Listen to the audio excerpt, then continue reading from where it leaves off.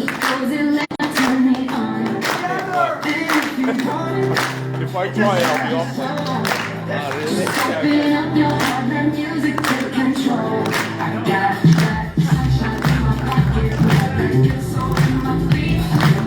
Can I take a video?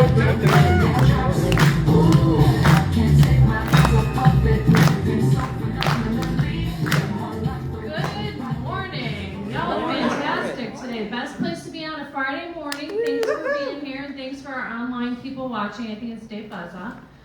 So good morning. Good morning. Good morning. Vivian is going to do the invocation today. Come on up, Vivian.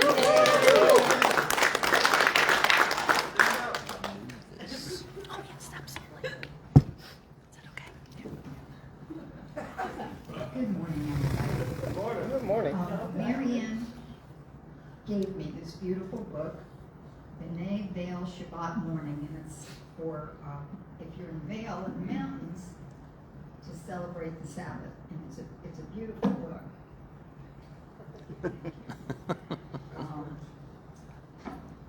Yiddish wisdom. A bird that you set free may be caught again, but a word that escapes your lips will not return. A mother understands what a child does not say. A pessimist confronted with two bad choices chooses both. As he thinks in his heart, so he is. As you teach, you learn. Do not be wise in words, be wise in deeds. Don't look for more honor than your learning merits. First, mend yourself, and then mend others. He that can't endure the bad will not live to see it. If charity cost nothing, the world would be full of philanthropists. Make sure to be in with your equals if you're going to fall out with your superiors. Not to have felt pain is not to have been human. What you don't see with your eyes, don't invent with your mouth. And my favorite, if Grandma had wheels, she'd be a wagon.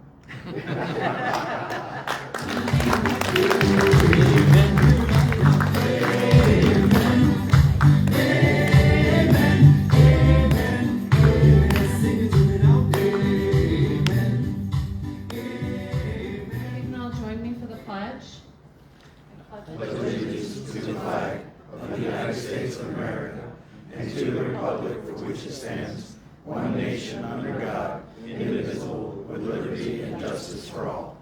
Thank you. You can all have a seat. I relinquished to Gene today. So there's been a little trade-off of Freaky Friday business on a Friday. Wayne is no longer Wayne. Gene is going to be Wayne. Yay, Gene!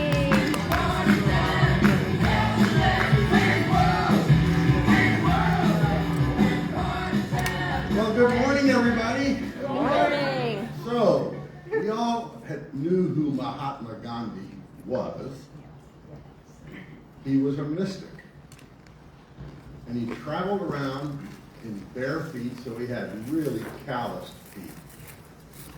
And he was a vegetarian. And because of that, he really came down with bad breath, halitosis. So you know what they call him today?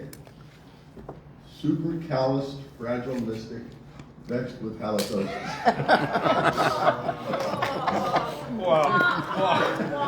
That one, huh? Why, Wayne?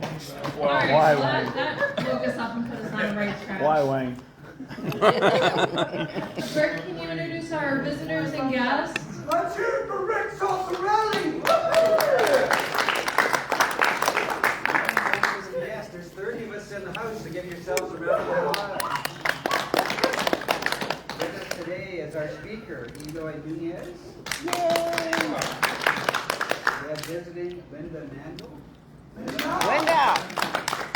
We have today in the Coles. We have Dutch Van Hoosen. Hey. We have Lourdes Goulet. And we have George Rudy from the St. Pete Club. Welcome, George. Thank you. Welcome, everybody.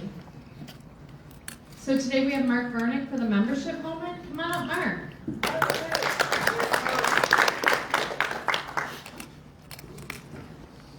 Jerry, no music. I feel the pride. It just was like this dead silence I wasn't accustomed to walking up here in the dead silence. Thank you. So we've got a great speaker today and talking about peace building and all those things that Rotary does.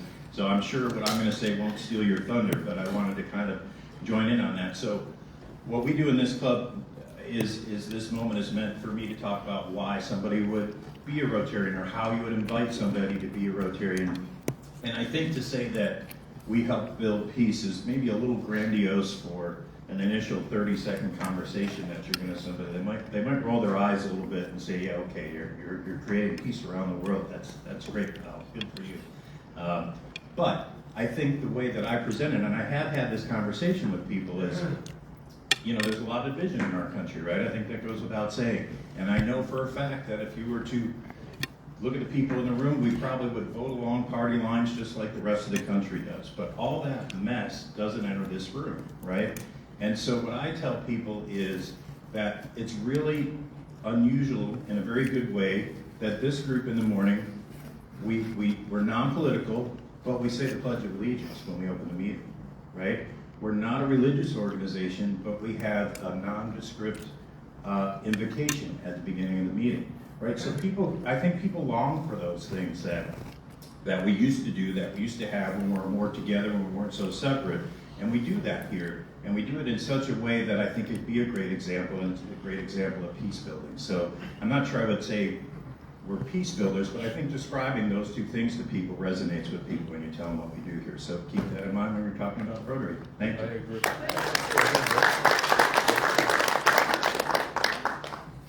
That was a great message. Thank you, Mark. Vivian, health and happiness.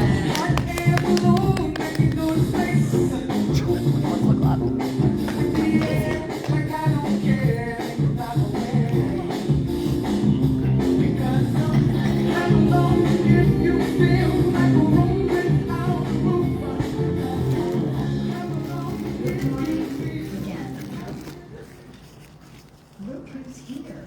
Wally is back.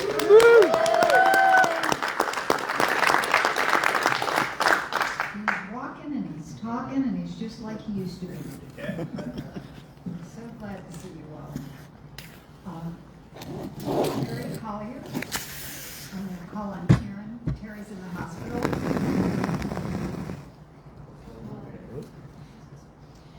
So my mom happens to be good friends with Pastor Nan, who's a retired pastor from Anona.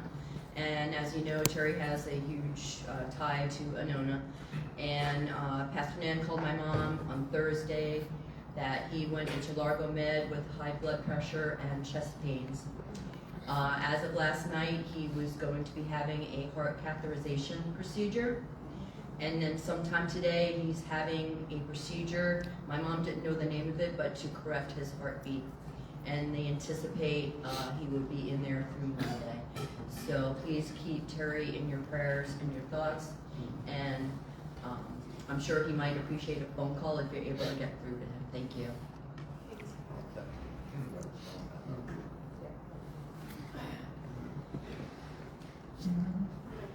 Mike Ray's wife. Mike Ray's wife has COVID. So I guess Mike would have been back, but he doesn't want to spread love. On the 18th is Brenda Marr's birthday, and Richard and Linda Landon's anniversary. The 19th, Ken, are you ready? Ready. Barb Schuler's birthday. And Carol Halleck's birthday is on the 21st.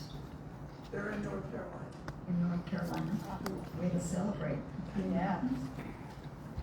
Does anybody know of anyone that needs a phone call or is under the weather? Okay. Take care of each other. Have a happy week. Thanks, Vivian.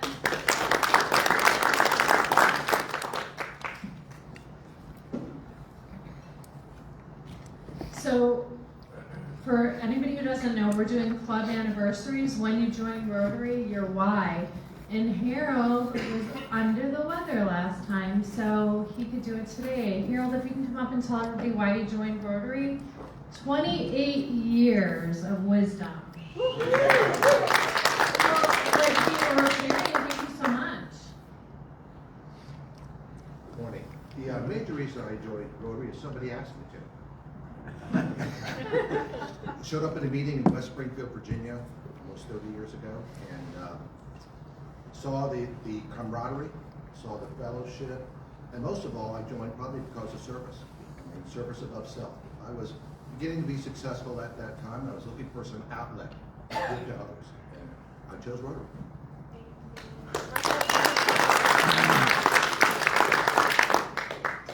Rotary brings the best people together. Can I just say, Karen Maine, 5 years. Good morning again. So the reason I joined Rotary is in 2019, I was very blessed to be able to retire after 30 years with the Pinellas County Sheriff's Office.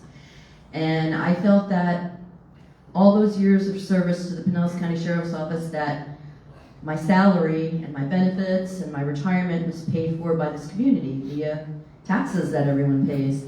And really had no plan in retirement except I wanted to do something to give back to the community. And I had been to several red parties over the years. One of my friends in this club at the time, she was hugely involved in that, and she committed a lot of us to go to the red party. And what a fun time it was, and what a great group of people. And when I retired, Darlene, who's the friend I'm talking about, Darlene Sheets, those who may remember her, invited me to a couple of meetings and to the the installation dinner when Vivian was being installed that year. Gary was outgoing, Vivian was incoming. And I thought, what a great group of people that have a lot of fun together, and what we do for our community is amazing. So after a couple of meetings, I was in, real hook and sinker, and just been giving back ever since. I was started off doing social media, then became club secretary, club president last year, and this year I'm very honored and humbled to be our AG, so thank you.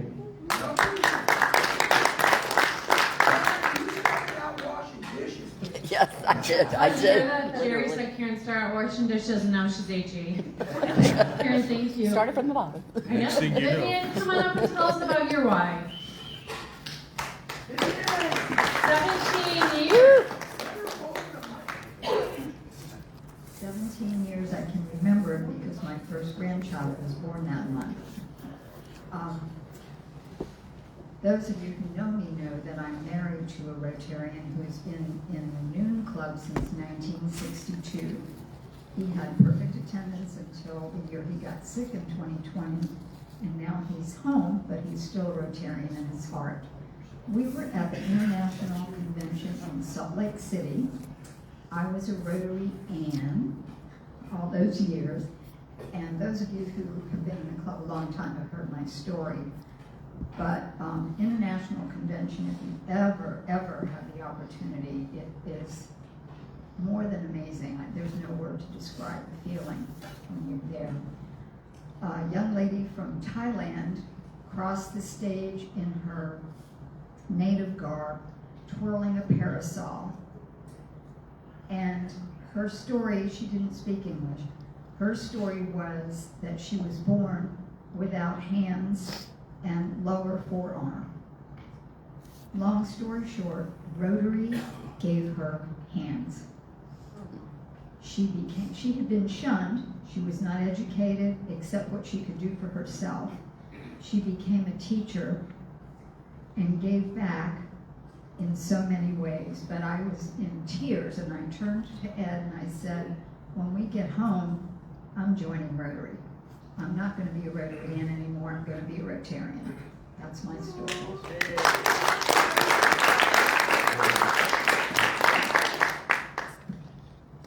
I love these anniversary whys because I didn't know that story, Vivian. Thank you.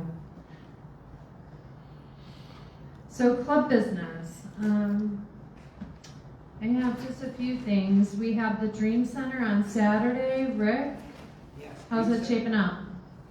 Well, I'm I'm looking for volunteers for tomorrow. I need 5 or 6 people, so show of hands. See 3, 4, 5, we got it. Thank you.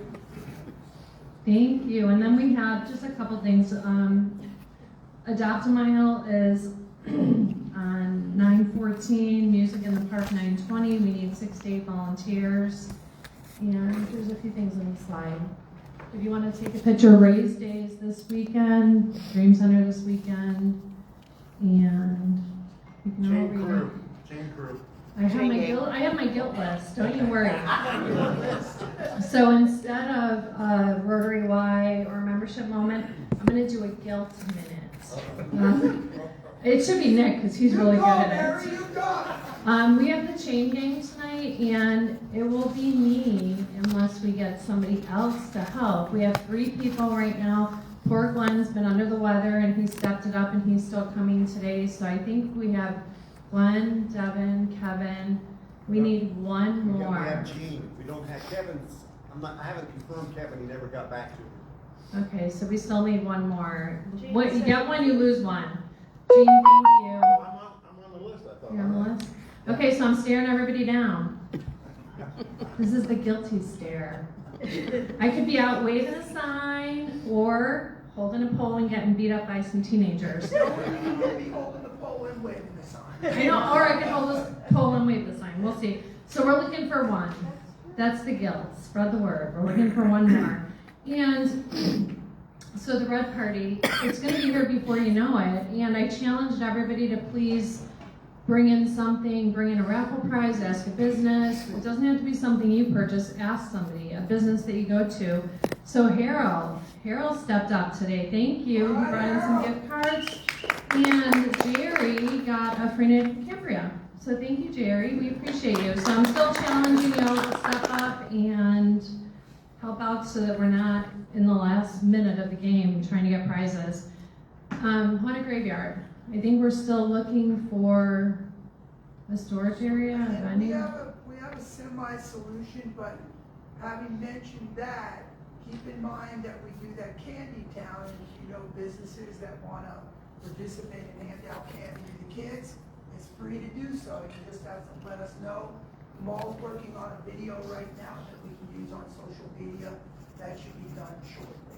Last year we had 12 people. It was amazing. The other thing, Madam President, is the mall will once again be our main sponsor for the Red Party to the tune of $5,000. Nick got a sponsor today, or this week. He was at a business meeting, and somebody he was talking about Rotary, and in the end, by the time they were done with lunch, she wants to be a sponsor for the Red Party. So it's just spreading the word and talking about it. He never met this lady, and she's leaving, and now she's a sponsor. Gotta ask. I know, I don't know the level, but it's asking people, it's telling them about, we all know the good we do in the world, share what we do, and let's get people involved, because the more people involved, the more we can share our good in the world. Don and Annabelle sent this lovely picture, and they sent a letter to say thank you. I'm not going to read the letter, but if anybody wants to take a picture, or we can email it to them. They're obviously doing well. I'm a little jealous. I wish I was there with them right now. That's up in Baguio, in the mountains. Mark? Can I add that I had a visitor here, Keely, who came, and she was here when they presented, and she took it upon herself to get them a website. She found a website developer, she got them a website, so they now have a website that you can go to and make contributions to online. And that's all thanks to Keely, who visited, who happened to hear them speak, and took it upon herself to do that. So I thought that was awesome. That's another way. You never know how you're going to impact somebody. Mark invited somebody, they heard Don and Annabelle, they in turn helped them. You don't know your trickle effect of good. It's really good in the community. Thanks, Mark. Does anybody else have any club business? Gary. Yes, we do have another, well, first of all, Jerry, that was a great social. I enjoyed it. The food was good, the band was great. Pictures? But our next social is September the 11th, and Mary has something special. She wants to do that. And it will be back at the same place we were before, the Five Drinkery, I guess it's called. The food's good. We don't have a band. We just have have a bar in the back. We got Don. I know, we could get some karaoke. But yes, let's put that on the calendar for 9/11, and then Mark has something coming up in October that he's been doing as a fundraiser too. A nice social at his house. It's a lot of fun. With a band. We don't have anything yet. We don't have anything yet for November, except the day after Thanksgiving, we'll have an informal breakfast. But anybody has any ideas, let me know for any social, because we want Rotary to be fun, and that's our fun, one of our fun sides of Rotary. So please let me know. I don't know if November will work. In December, we get into the holidays. We have our own banquet in December anyway, but just let me know, and we'll have fun. Like last night was great. So Thank you, Gary. So the September 11th, we're gonna put it in the Beacon. I think Gary's gonna work on that. And that's gonna be our social that we're gonna try and kick off a satellite club. So if you have friends who don't wanna get up in the morning with us, I don't know who wouldn't on a Friday morning, but if you have friends who wanna join Rotary and they're not morning people, there's no night Seminole clubs. So we're thinking we could start a satellite club at night, and that anybody who you think might be interested in joining, invite them to that meeting, to that social, and then they can see how much fun we have, and they'll of course want to be a part of it. Oh, Sandra. Just a reminder, we have a ladies' luncheon scheduled for September 10th at 12:30 at First Watch, the one on Tyrone Boulevard. If you have any friends that want to join us, ladies, please make sure that we go ahead and ask them. Very informal, just kind of a get-together that we've done many, many times. It was lovely last year. Yeah. So I want to give our speaker as much time as he needs. So Sandra, can you come up and introduce Eloy?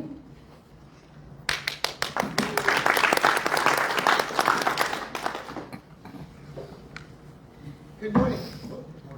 You're going to need to raise this, Eloy, when you come to talk. But good morning. I would like to go ahead and say it's such a great privilege to have past District Governor Dr. Eloy Nuñez to be with us this morning.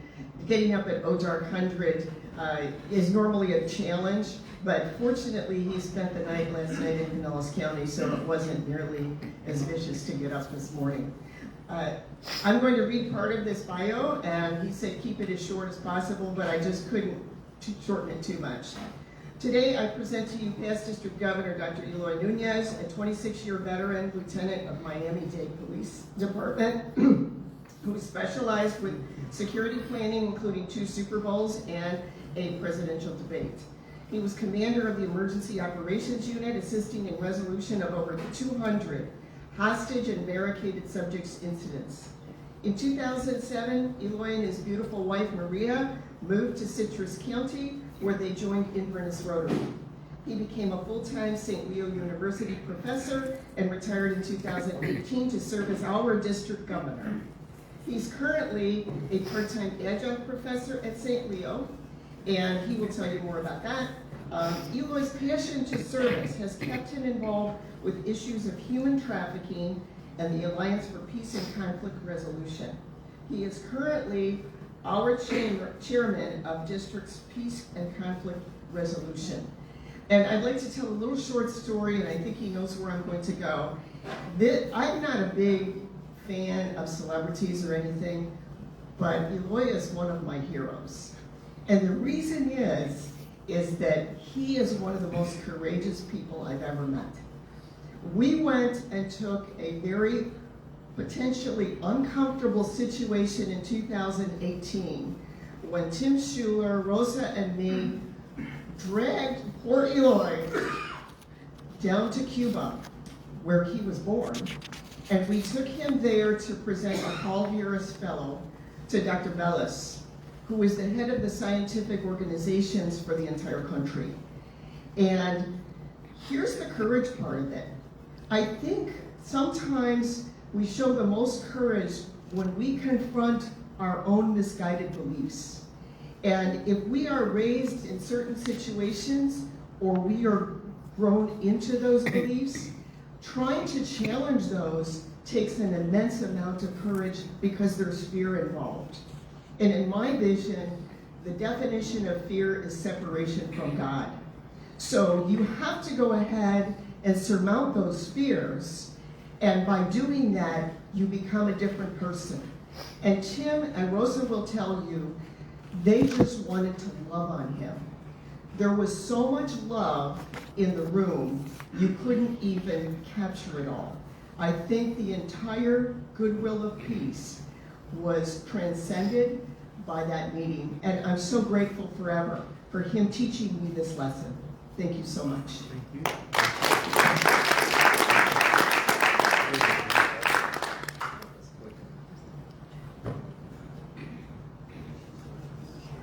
Give me a little segment.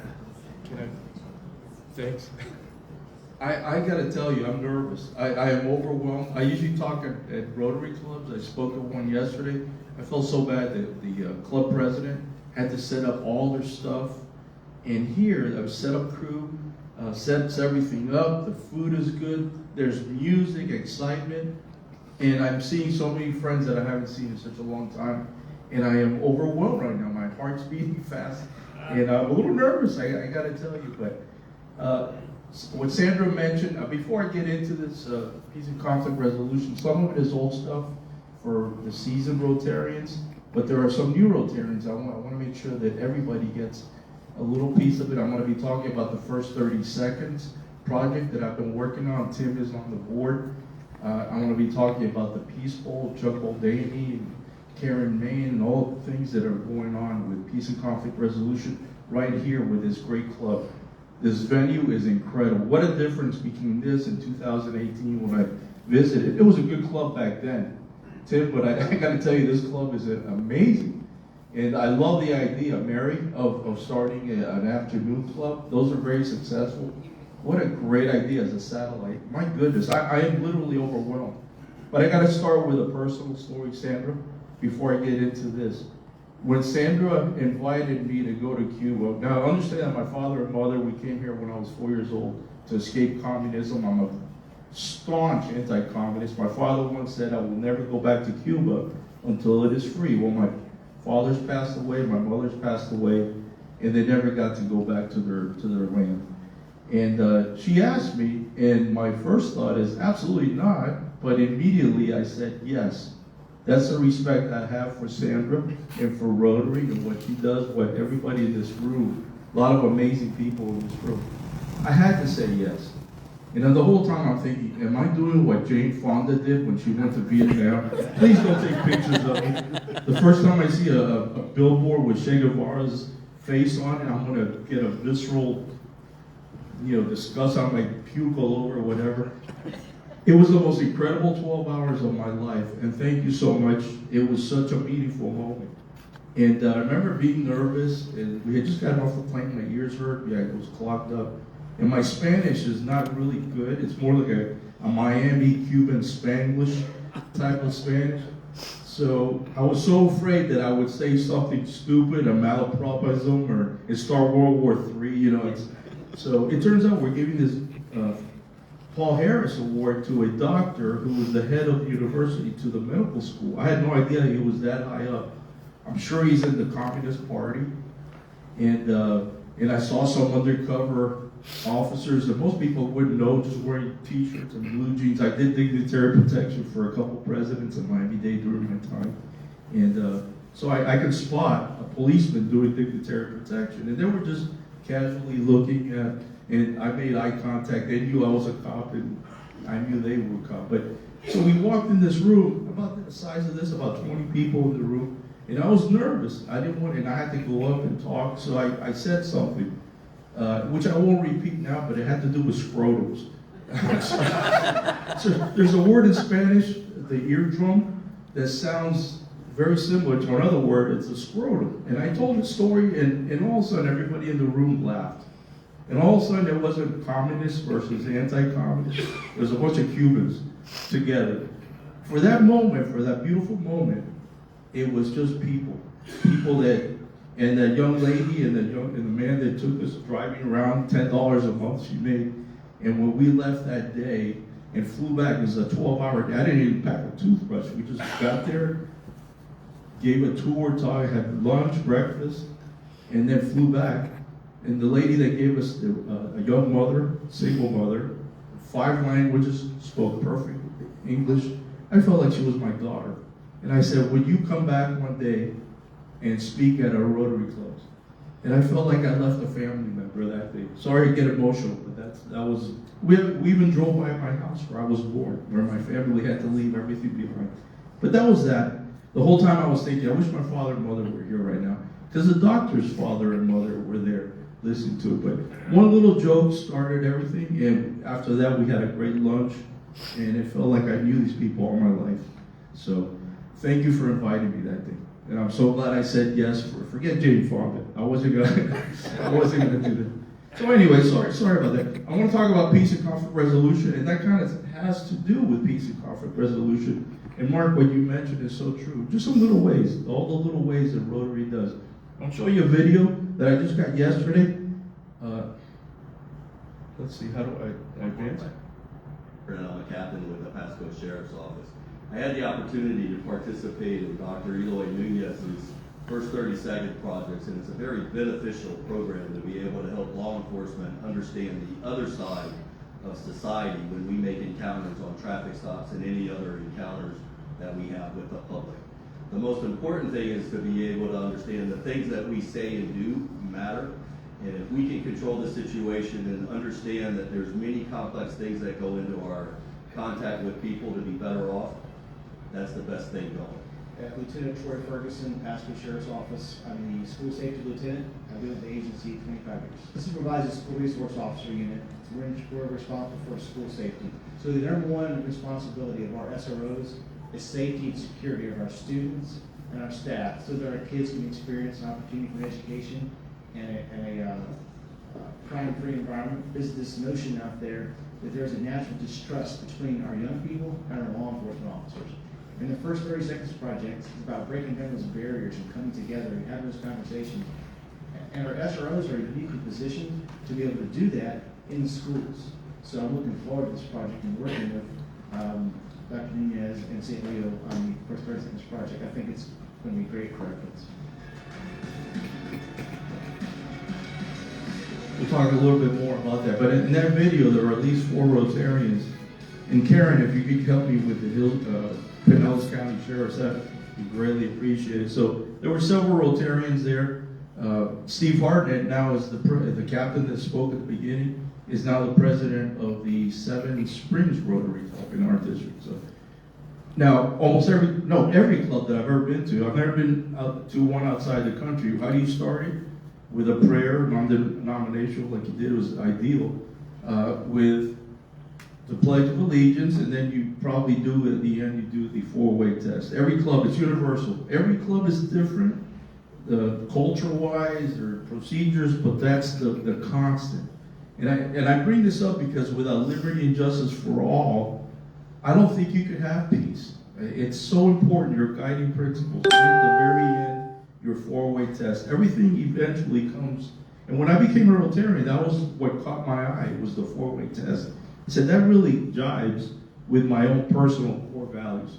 So for those new Rotarians, and I won't belabor this, there are, 7 areas of focus. Peace and conflict resolution is one of them. The environment is the latest one in the middle there. But if you look at it, almost everything that Rotarians do, whether it's polio or a water project, in the end, it's about peace and conflict resolution. You can tie it all in. So seeking solutions, cleaning the mess up after it happens, that's conflict resolution. So that's one of the things we do. We do things afterward, but we can also do things beforehand to try to minimize the possibility. One of those things, I think this club is a peace builder club. Is that correct? You gave me a certification. It is on the website. Yeah, and it's one of the things that we're trying. Chuck is on that committee, Sandra's on the committee, and George is on that peace committee. That's why he's here. Is that we're trying to introduce this to all the clubs in our district. Hopefully, they'll all become peace builder clubs. And I'll talk about the peace poll. I mean, this club has a peace poll already. It's incredible that you already have that, because we're trying to do that at the district level as we speak. So if you can join as an individual, I think it's $20 a year, the fee, to join the Rotary Action Group for Peace, or as a club, or even as a bunch of clubs together, which is something that George is working on. So and I'm going to go through this real quick, Chuck. I'm not going to spend a lot of time, but all your efforts that you've done in bringing refugees over to here and taking care of you and Terry Collier, and I'm very grateful for that. So I'm going to go through this real quick because I got a lot to cover. But Rotary Youth Exchange, is that maintaining and preventing war from breaking out? I think it is. I think that's another thing. Rotary Friendship Exchange, has anybody in this group here been on a trip abroad or hosted other Rotarians from other countries? What a great way to create that understanding. Rotary Global Scholarships is another one. This young lady to the left, those three invented a respirator during COVID that could maximize the use of respirators, a splitter, and she received a grant that my club initiated and several other clubs. And she's now a doctoral student in South Africa. This gentleman, I heard him speak at a Rotary Zone conference, and he's the captain now at the Philadelphia Police Department. He attended one of Rotary's peace centers and got his master's degree.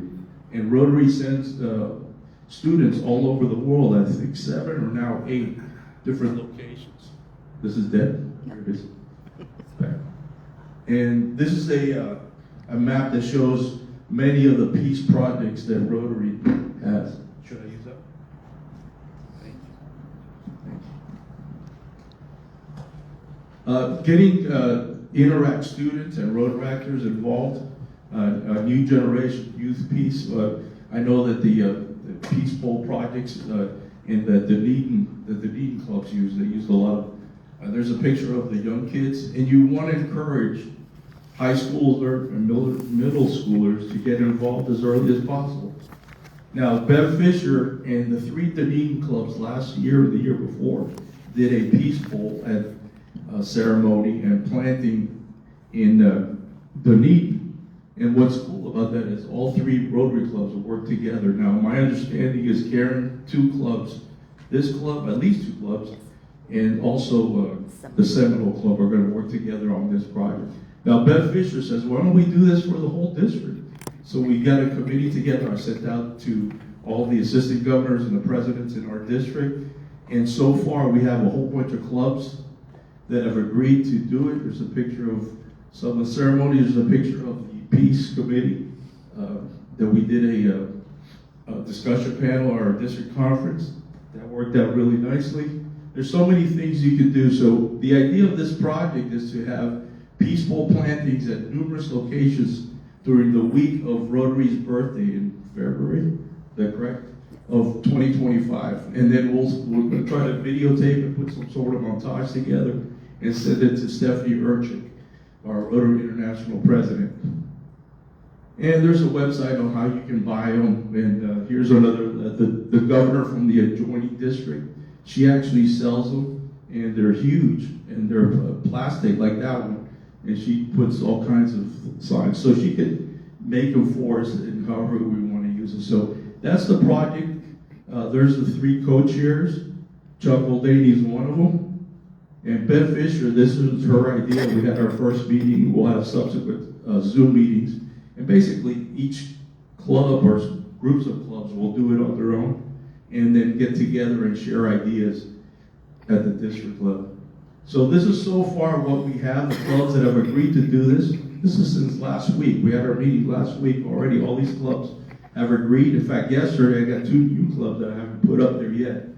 The Club of Seven Springs is on board and Land O'Lakes is on board. Some of the question marks denotes the clubs have committed to it, but they just don't know exactly where they're going to do, whether it's going to be a park or whatever. You see the Seminole campus, this beautiful location is ideal, and your 2 clubs are going to work on that one at the very bottom.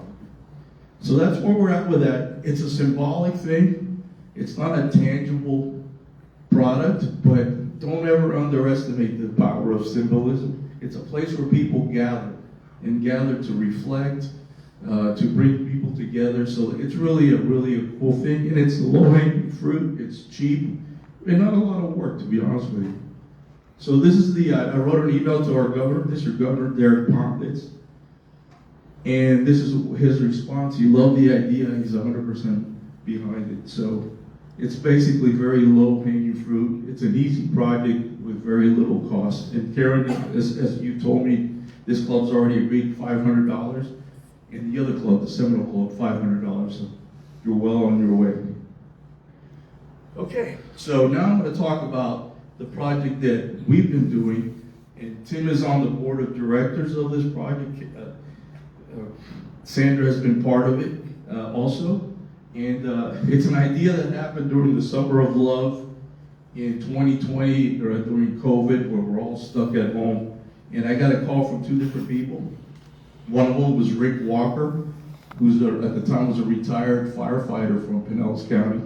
One of the sweetest human beings I've ever known in my life. He passed away last year or 2 years ago from a massive heart attack. And he was the president of the Indian Rocks Beach Rotary. He calls me and says, "Are you watching all what's happening on TV, all the riots, all the discord, the hate?" I said, "Yes, I am. It's horrible, the way they're treating police officers, defund the police. It's hard to watch." And he asked me, "What can we do? What can Rotarians do?"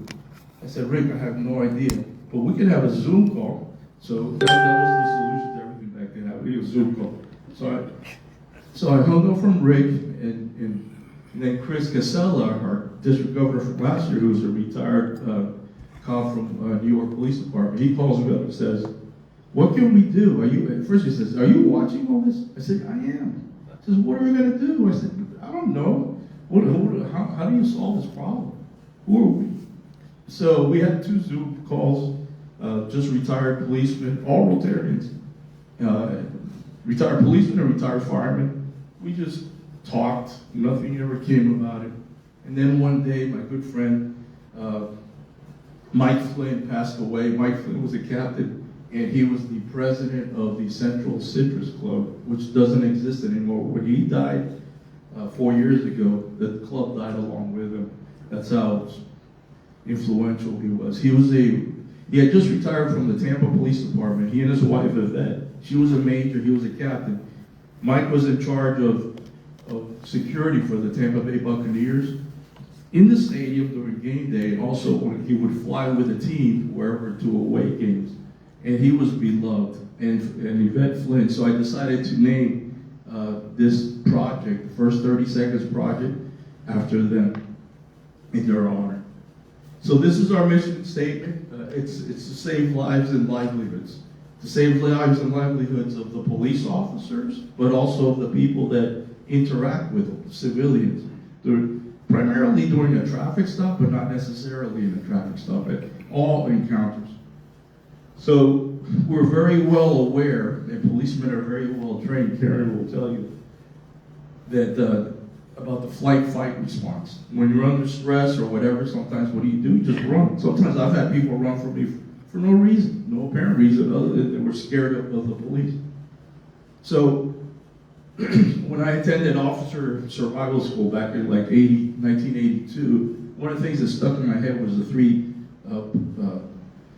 stages of alertness. And green is when you're at home sleeping or watching TV, something like that, very relaxed.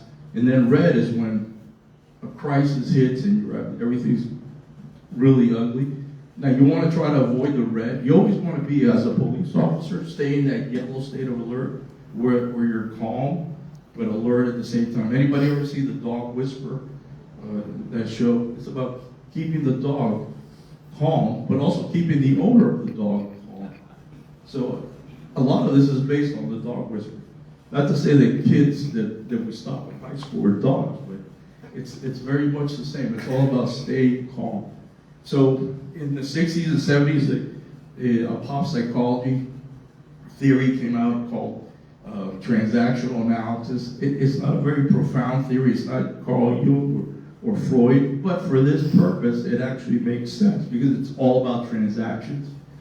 And it says that everybody's got a parent, an adult, and a child. I don't know how many of you are familiar.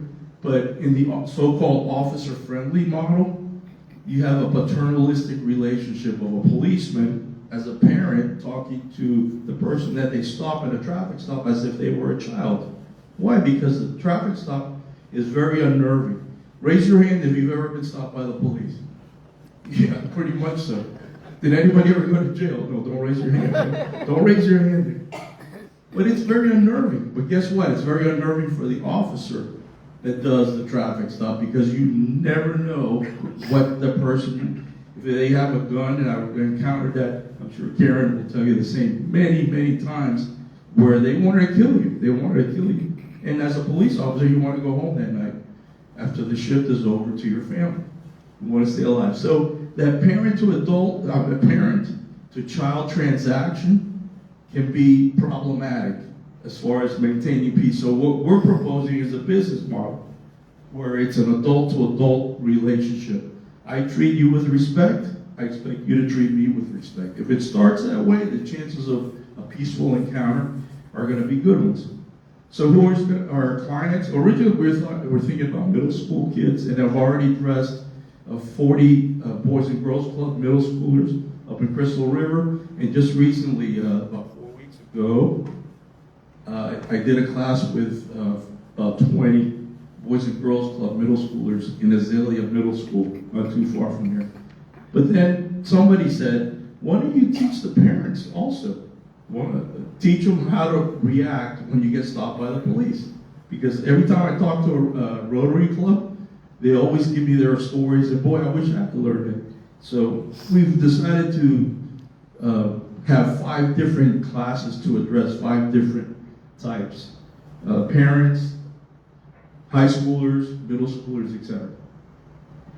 The process that we teach the police officers and the athlete role models, and that's one of the key ingredients. That was the first idea, was to have an athlete, for example, for the Tampa Bay Buccaneers, and a police officer walk into the classroom of high schoolers, let's say, together. Why? Because some people have this visceral fear of police officers. Whether it's rational or not is irrelevant. That fear exists. So by walking together as a team, before they even open their mouths, they're already sending out a message, a nonverbal message.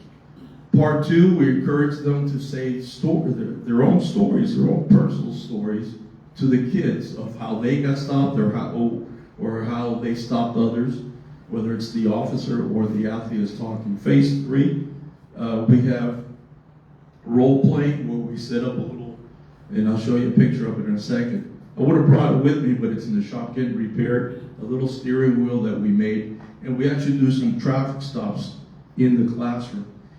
The next one is when I pass out these things. If you could read this, Karen. I hand these out to the kids in the classroom, and there's 10 of them. If you could just read the first one. Do not run, even if you're afraid of the police. Do not run, even if you're afraid of the police. As soon as I hear it, I repeat it. Somebody writes it on the board, and then I say thank you, and I reward them with one of these wristbands. And by the way, I'll give you all wristbands right before we leave. And that way they acknowledge it. Well, that's the cognitive learning part. But we all know that it goes in one ear, out the other, especially kids, middle schoolers. So we reinforce it with phase 5, which is something I came up with in January. Excuse me, I'm losing my breath and I want to be talking about breathing. So one of the things I learned many, many years ago, before I was a college professor, I was training about 60 trainees in a row because Miami-Dade Police was hiring so many officers so quickly, and they didn't have enough trainers, so they asked me to be a trainer. Even right after I was off probation, so it was the blind leading the blind. So I had one trainee, an officer, who would freak out every time the siren was on. So I'm thinking, this guy's not going to make it through the, he won't be in the police department if he can't drive while the siren's on. So I took him out into the middle of nowhere on the midnight shift, went out of service, had breathing exercises, got him calmed down. We did this 3 nights in a row, and then I just turned the siren on so he got acclimated to the, well, he got over his fear of that. So, and it worked really well. We saved his career. So I'm running out of time. Karen's standing up, so I'm going to talk really fast. So Where's my clicker? Look. There it is. So I got 1 minute? 2 minutes, okay. So the last phase is an affirmation. We go back to the classrooms about 2 weeks later, and we tell the kids, teach us what you learned. And that's the something like that. Real quick, in 2006, this goes back a long ways, even 2016, you see there were 4 Interact kids at this 2-day event at San Leo on peace and conflict resolution.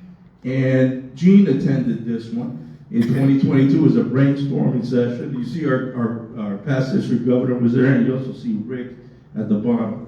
There's these are you'll recognize that Tim is on the board and others. Most of those people are Rotarians. This is our stakeholder map, pretty much the agencies that have already agreed or are about to agree. This is the clubs that I've visited so far and all the other organizations that we've incorporated. This is our geographical footprint.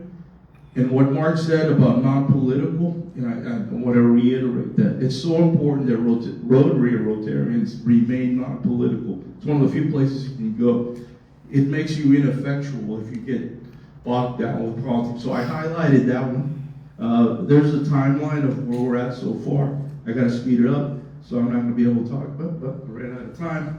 And we give them this breathing thing. I think this is the latest thing that's been incorporated because you want to have the officers are well trained.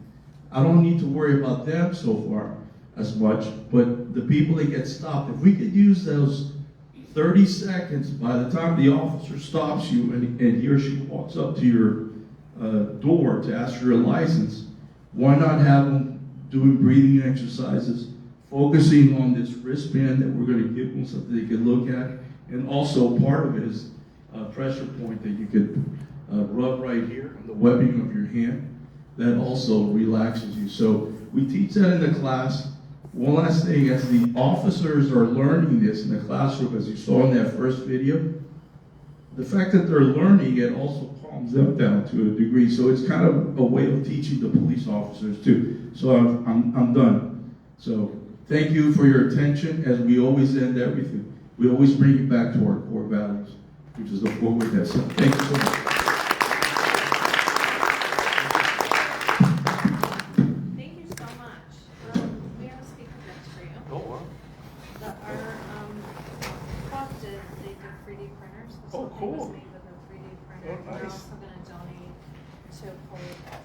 Wow, thank you. Thank you so much. Oh, it was. Thank you so much. This club is unbelievable. I took so many pictures of y'all. By the way, I got these and I got brochures if you want to see me after the meeting. I know, I'm sure Eloy will be here at the end if anybody wants to ask questions or talk to him. So we have 50-50. Better not win. It's over 200. I didn't get the email from Sharon. Oh, it's $120. Thanks, Rick. Mix them up. 220. 220. Read that number. The whole of it or the Last 3. 674? 674. 674. $220. Sounds like First Friday. Going once.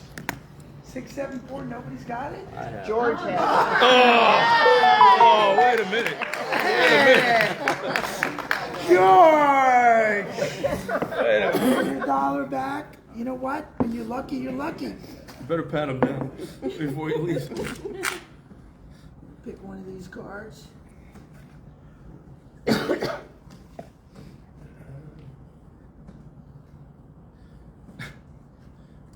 No guts. Wah, wah, wah. At least you got your dollar right. So, happy dollars. Who's happy today? The back of the room. Who's happy at this table? Harry's happy. Yeah, Happy Lourdes is here with me again. And the tenacity, we haven't been here for 2 weeks. And at First Friday in August, tenacity, this guy here to my right, has to stay in the rain, be a lightning rod. Must go on. The show went on is the bottom line. And Eloy is always inspirational to hear you as I introduced you to Lourdes and others. I refer to you as one of my mentors. Oh, thank you. Thank you. Anybody here? Anybody here? Oh, Chuck, I'll come back. You know. You know I'm just teasing you. Where are you? Where are you? For Eloy, what a great message. Thanks for sharing that with us. And this is $1 for Terry Collier. Let's be lifting Terry up as we go throughout the week. That was the shortest Chuck thing I've ever seen. Thank you, Chuck. Anybody happy at this table? Mark Burnick.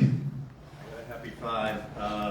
Eloy, great presentation. Thank you. I wanted to make sure everybody saw in the flyer that on the, see, I should be wearing my glasses. On the 28th, we are having a Rotary information meeting for Dutch, who will be joining us soon as a club member, and Mike Clark. And so I want to make sure that you saw that, and I'll send an email out to the club for that. Sure, it's almost out of your office. Yeah, it's not at my office. We're going to have it at the Lurie building at the Seminole Chamber building. Awesome. Anybody here? Rick? Got a couple of happy bucks. One for today's presenter presentation. Can never talk about peace enough. And the other first prize, or not first prize, Dream Center tomorrow. Last week, a member from the club brought me some food from their pantry they cleaned out during the hurricane, and I took it to the Dream Center. Mel was so thankful that I brought that food. It's inspiring me for something I'm going to talk to our president about. So, Dream Center tomorrow. Harry. That was my clean out during the hurricane. Just a word, it's great to see Eloy here. I just brought back memories of the first time, the second time I was president and went to Pets, and Eloy was running it with all the clappers and the chicken and. That's all you remember of that. The clappers and the chickens, that's it. It's a long story. You know the rules. I'm breaking the rules. This is double now. Thank you, Mike, for doing what he's doing with the outline of our club activities. It's awesome. Mike Rossio. Gene, the dancing A couple machine. of bucks. One, Dr. Eloy, thank you for being here. It was great. you. The second one is, the chain gang better be going tomorrow, so those of you who are thinking about it, be there tomorrow at 6:30 at Osceola High School. That's No, tonight. tonight. How about tonight? Tonight will be even better.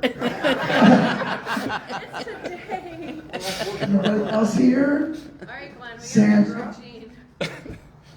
Great event on Wednesday night. Thank you so much, Jerry. Great to see George here today. And I'm very grateful that Eloy, or as they call him in Cuba, Eloy, is here with us today. And what a great presentation. Thank you so much. I went on one of those one-day trips with her to Kitchen too. Get up early, you're gone. I'm happy that I decided to come and join you this morning and meet all of you fine fellow Rotarians. Thank you, George. I'll be briefer than Chuck Oldady, if that's possible. That was pretty brief for him. So I'm a bit overwhelmed at this point with all my good friends that I haven't seen in a long time. But here's $5. Thank you.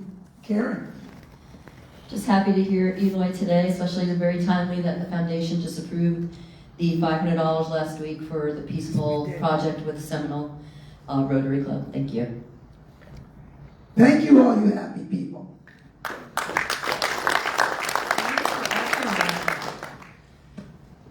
If you could all stand for the four-way test.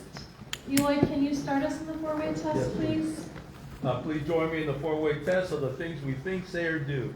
Is it the truth? Is it fair to all concerned? Will it build goodwill and better friendships? Will it be beneficial to all concerned? And it will be.